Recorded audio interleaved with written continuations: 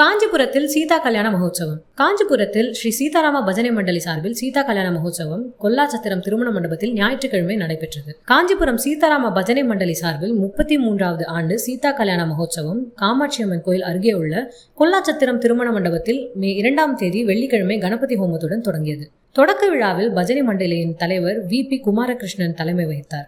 துணைத் தலைவர் R வேணுகோபாலன், பொருளாளர் G சிவராமகிருஷ்ணன் ஆகியோர் முன்னிலை வகித்தனர். செயலாளர் KS கிருஷ்ணமூர்த்தி வரவேற்று பேசினார். பெங்களூர் K அஸ்வத்குமார் சீதா கல்யாணத்தின் சிறப்புகள் என்ற தலைப்பிலும், கடலூர் முரளிதர சர்மாஜி சீதா கல்யாணம் என்ற தலைப்பில் ஆன்மீக சொற்பொழிவும் ஆற்றினார்.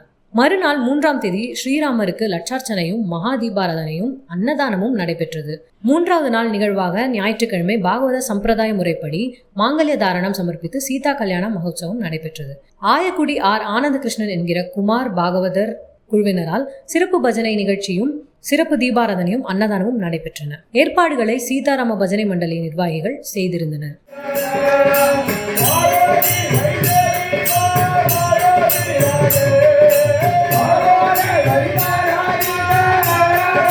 Yeah.